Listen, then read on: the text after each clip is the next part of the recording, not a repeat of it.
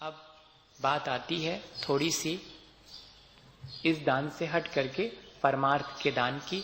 वो सभी लोग करते हैं।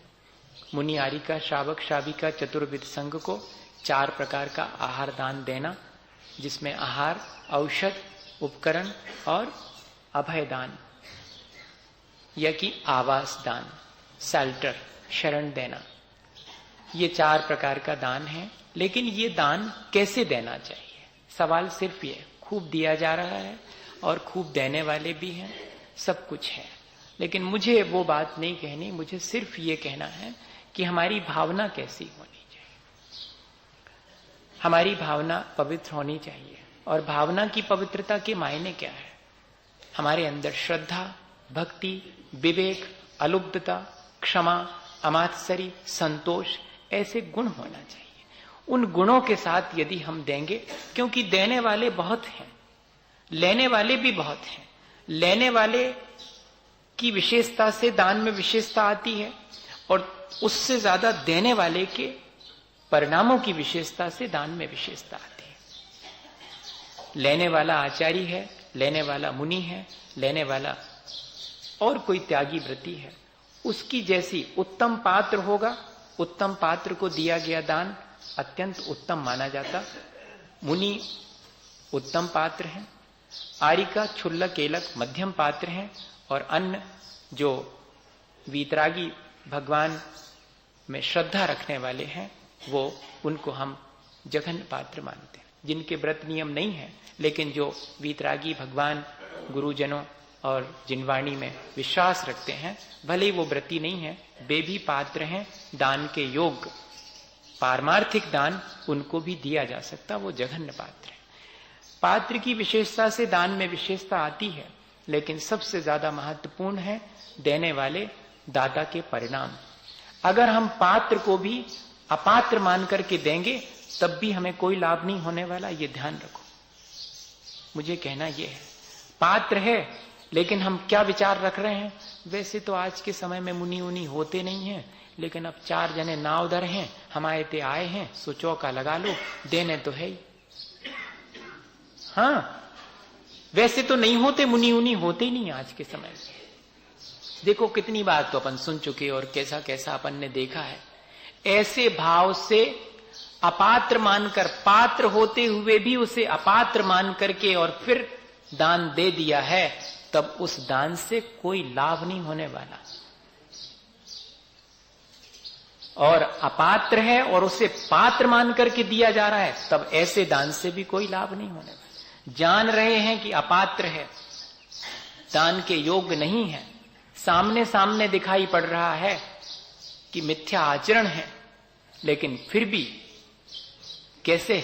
जैसे कि आप, बहुत से उदाहरण हैं, अपने घर में आ जावे कोई एक्साइज ड्यूटी वाला इंस्पेक्टर, हाँ, उसी को बोल रहे हैं, लेकिन फिर भी बड़े आराम से, बड़ी खुशी से, जितना चाहेगा उतना, लाखों रुपए, हाँ ले लो, लेकिन बच जाएं हम, वो नहीं कहलाएगा। जान रहे हैं फिर भी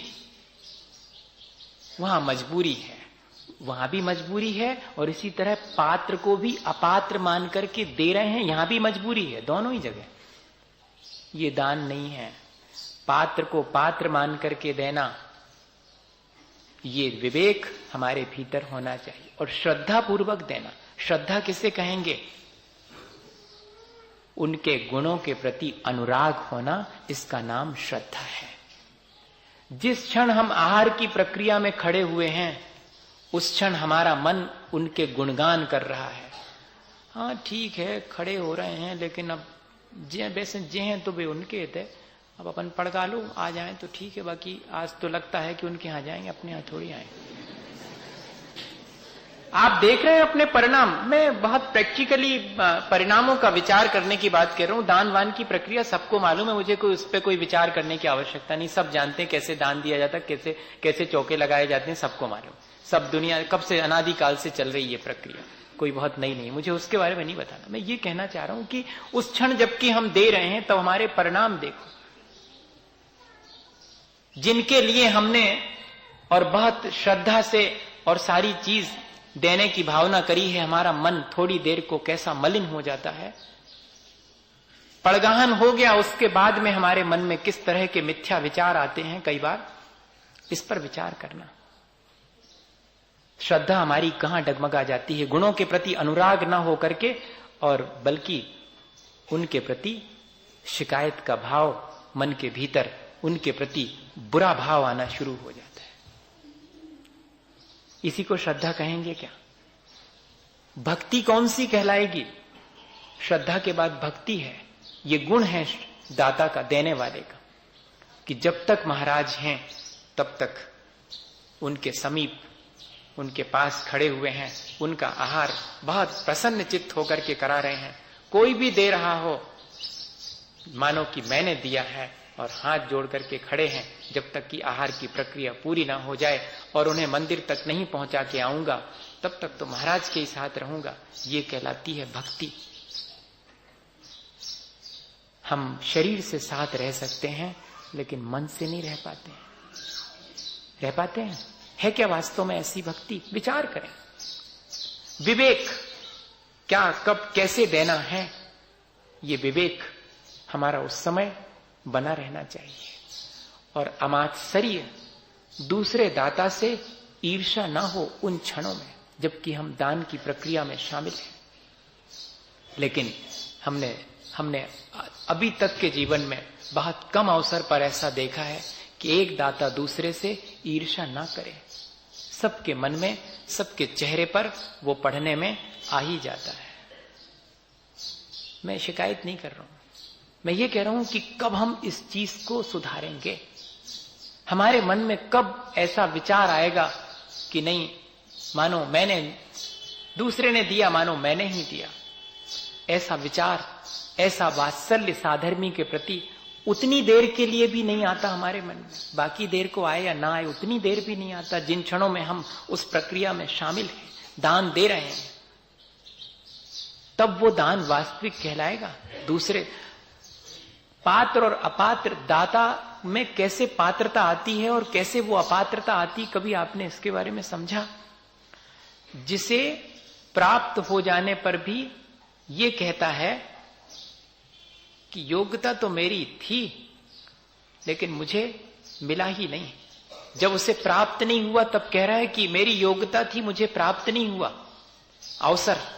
और जब प्राप्त हो जाता तब कहता है कि मेरी योग्यता थी इसलिए मैंने प्राप्त किया है, लेकिन मेरे साथ बड़ा पक्षपात हुआ है। जब उनके थे तो 2 ही दिन में हो गए, हमारे 10 दिन बाद हो पाए।